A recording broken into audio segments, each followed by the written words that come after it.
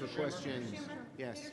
On this briefing that you're about to have with the national security leaders, how concerned are you about the possibility of a ground war in Venezuela, and what will you press the Secretary of Defense and others on in terms of what rationale they would have to take that step? First, we're very concerned. You've heard Trump's musings, ministrations, contradictions on what he would do, and he's the president, and they all listen to him. So we are very, very concerned.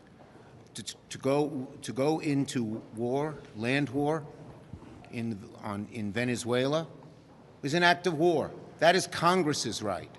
And Senator Kaine and myself and two others, Schiff and Rand Paul, have the War Powers Act ready to be introduced on the floor of the Senate. We hope Republicans will join us in that vote. Leader Schumer. Yes. Last week, you told us that one of the reasons that there hadn't been meaningful negotiations is because Republicans hadn't put out their proposal.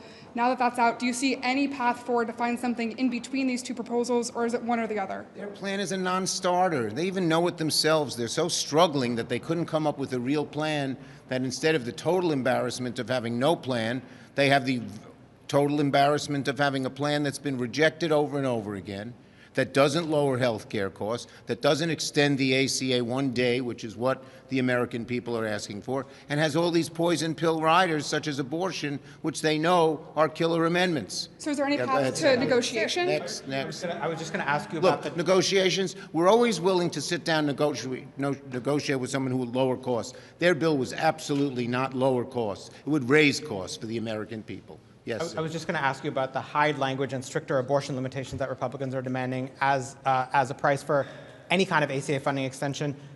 Is it off the table for you? Does that mean there will be no extension? Yes, off the table. They know it damn well, but because they can't come up with any real solution, and they're so, afraid of the Susan B. Anthony League, they put this non-starter language in. It shows they don't care about reducing health care costs. They care more about taking abortion away from the women of America than they care about reducing health care costs. Yes. Yeah, go ahead. Mr. Ronald Wyden, D. Oregon, would like to say a few words. I just want to make mention of how they've handled this. They said their #1 priority at the outset of these negotiations was fighting fraud. We went out and put together legislation, black letter text, that said that there would be criminal penalties for fraudsters, but they totally ignored it. So they have never been serious. And if you're serious about health care, you've got to want to have criminal penalties for fighting fraud, and they ignored it.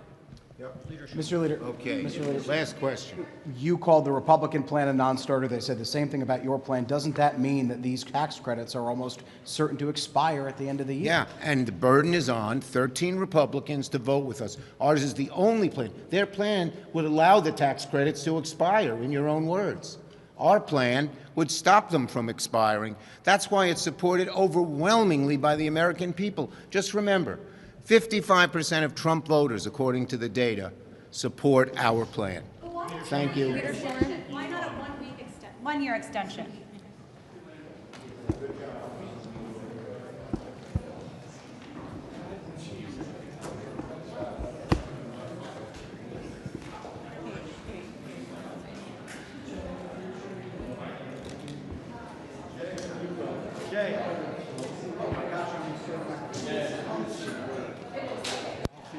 Yes, please.